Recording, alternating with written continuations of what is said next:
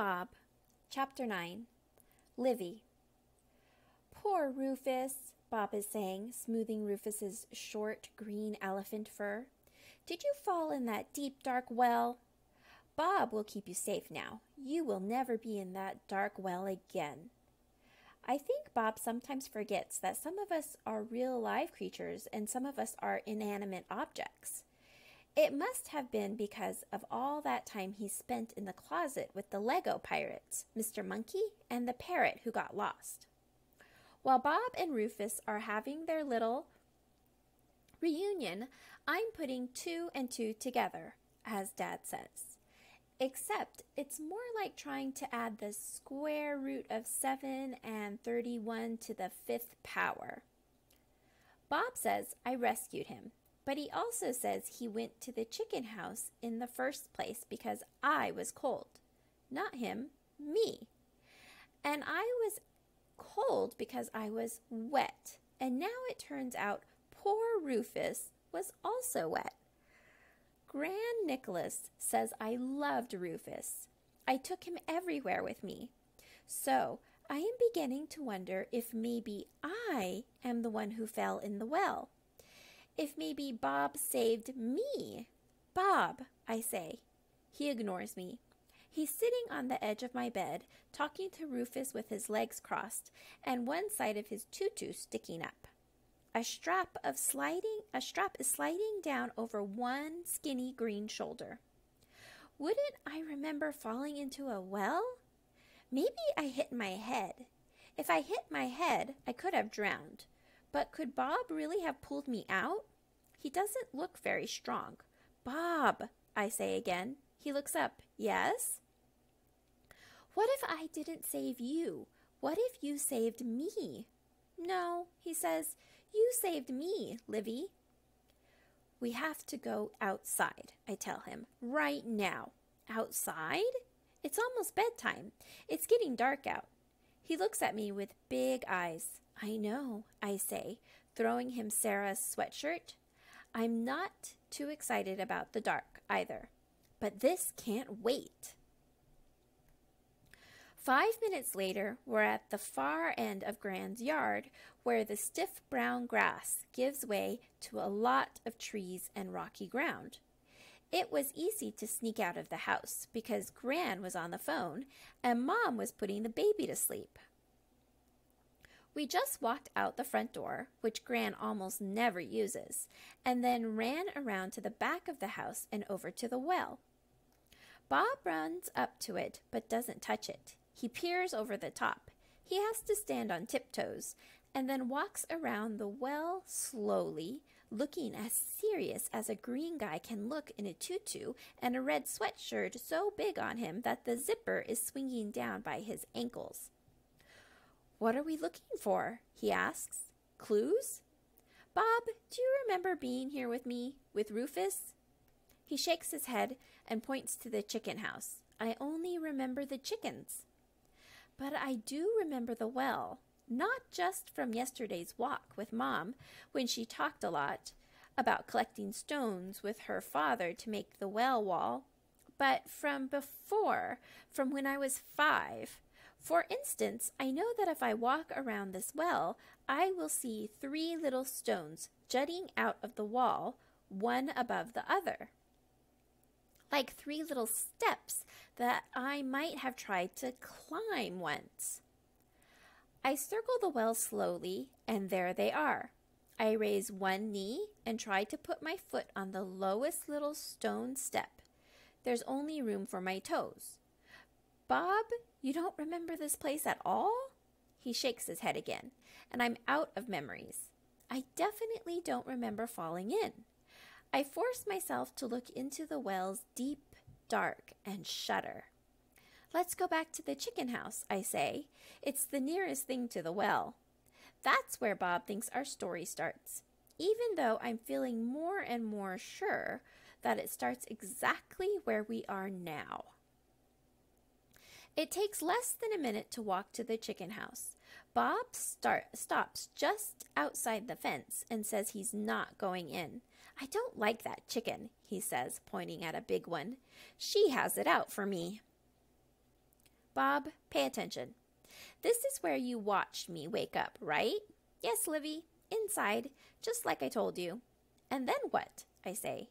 And then you said you had to go to breakfast. That Gran would worry. I remember wondering what breakfast was, and you said it was usually something good, like pancakes or waffles, so I went with you.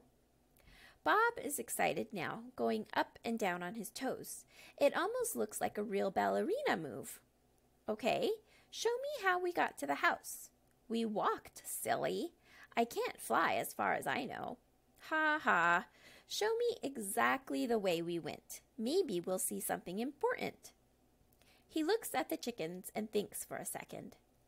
We walked along the edge of the grass near the trees. You called it going the long way.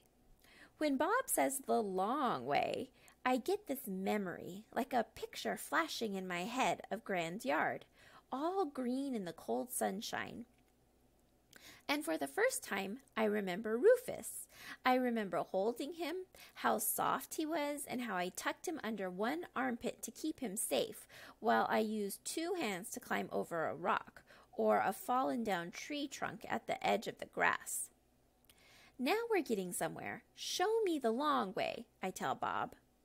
We start picking our way along the edge of Gran's lawn, tripping over tree roots and stumbling on the little rocks that are loose in the dry dirt.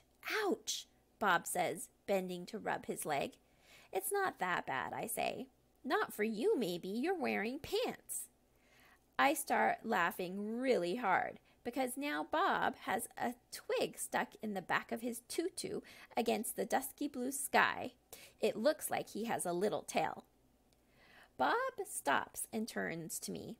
I can't see his face, only two glimmering eyes. Stop! Sorry, I'm still laughing when something hits my funny bone straight on. I just can't stop. But Bob is suddenly serious. Livy, it's our rock. He points to a smooth gray-white rock. It's like a little table, almost a perfect rectangle lying flat on the ground and reflecting the moonlight. He hops up onto it. He's a good hopper, very springy. Remember, you said it was a Sylvester rock. We had picnics here. You mean like the book, Sylvester and the Magic Pebble? It actually does look a lot like the rock that Sylvester turned himself into. He wished to be a rock to save himself from a lion, and then he couldn't wish himself back. His parents looked for him everywhere. That part always made me really sad. Livy, this is where you saved me that first time. On this rock? Saved you from what? Bob drops his voice. From a monster. Bob, really? A monster? I was so scared I could barely move. My feet were stuck on the ground. You grabbed my hand and pulled me all the way to Gran's kitchen door. You saved me right here. What kind of monster? Oh, a toothsome and furry monster. Also fast. A fast, toothsome, furry monster. And so loud, that screeching. He covers his ears. I pull his hands down. Bob, you're safe. There's no monster here. Just tell me what happened. Maybe we should go inside now, Bob says. Bob? Maybe that monster was your world. Maybe what you're remembering is a clue. It'll help us figure out where you came from. I start hunting around the rock for more clues, but now it's almost too dark to see. Bob is nodding, excited. Yes, maybe my world. I am the people, like you are the people here. But in my world, there are monsters, and they run after us, screeching like this. And then Bob makes a noise. I look up from my clue hunt. That's the noise the monster made? That's exactly what it sounded like. Do you remember it now? Have you ever heard such a horrible sound? Actually, I have. Because the sound Bob made was this. Meow. Bob, I'm pretty sure that wasn't a monster. I think maybe it was a cat. A cat? Do you mean the small domesticated mammal? Catcher of rats and mice? I guess so. Most cats are cute and friendly, and they say meow. They do? His look of terror disappears. Well, it doesn't say anything about that in the dictionary. But still, it was very brave of you, Livy, to save me, he smiles. Then he pats the Sylvester rock, and I always like this rock. I think I get it. Bob saved me from drowning, and then I saved him back by walking away from a cat? But none of this has helped us figure out anything about where Bob came from. I'm going to have to think of something else. I sit down hard on the Sylvester rock. It wobbles a little. Livy? Yes? Can we go home now? I want to introduce Rufus to Mr. Monkey. We walk into the house the same way we left, and no one even knows we were gone. When we get upstairs, Bob lies down on the bed and insists that he needs Band-Aids for his scratched up legs. I can't see any marks on him, but he says he heard a TV commercial once and he definitely needs one on each knee. So I go out to find some Band-Aids in the bathroom cabinet. When I come back into the room, I see Bob still flat on the bed with Mom standing over him. I freeze right where I am in the doorway. There you are, Mom says, turning to me. Her eyes find the Band-Aid box in my hand. What happened? Did you hurt yourself? I try not to look at Bob, who is lying very, very still and staring straight ahead as if Mom might not notice a tutu-wearing green knot zombie the size of a 4-year-old. I can see his chest moving up and down when he breathes. In fact, I think he might be hyperventilating. I look at the Band-Aids as if they just showed up and surprised me. Oh, no, yes, no, I have a sore toe, that's all. Let me see, Mom says. So I take off my sneaker and point to my big toe, and she coos over it and puts a Band-Aid on for me. When her head is down, I wave at Bob to get under the bed, but he's so busy pretending to be the world's weirdest stuffed animal that he doesn't even see me. I'm trying to figure it out. Has she seen him? Can she see him? A second later, I have my answer. Mom goes straight to the bed, flips down the blanket, and tells me to get in. She doesn't even tell me to brush my teeth or anything. She says we need a little snuggle time. And when I'm in bed, practically squashed right up against Bob, she sits on the edge of the mattress and starts patting my head like she does sometimes. She can't see him. I'm leaving early, Mom says, before breakfast. You'll probably still be asleep. Okay. I tell the stomach ache not to show up, but it shows up anyway. You're good staying here with Gran, right? It'll be a lot more fun than all that time in the car. Sure. Go away, I tell the stomach ache. She can't wait to have some real time with you, you know. I know.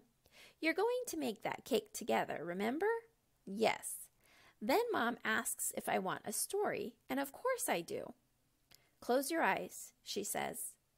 Once upon a time, there was a remarkably brave mouse named Leah, and she tells me about a mouse princess with a baby mouse sister who cries at exactly 4 p.m. every day, and there's a giant frog and a magic wishing well and a pie made out of flies and cheese. It's the kind of story she hasn't told me in a long time, the kind she used to tell me when I was little. My stomach doesn't feel any better, but it doesn't feel worse either. Did you make that up? I ask when she gets to the happily ever after part. She kisses my forehead. It's my own silly version of an old fairy tale. A fairy tale about a magic well. Mom turns out the light, kisses me again, and whispers, "See you in a few days." Mom? Yes? You're not leaving until the morning, right? Right. She blows me one more kiss and closes the door behind her. Did you hear that story? I whisper to Bob when she's gone. I wish our well were magic. I feel him turn his head, and all I can see in the dark are his big, wet eyes. I wish I had a mother, he says. I don't know what to say. Bob is alone in the world, totally, completely alone. Bob, I say finally, maybe you do have a mother. Maybe you have a whole big family. But he doesn't answer.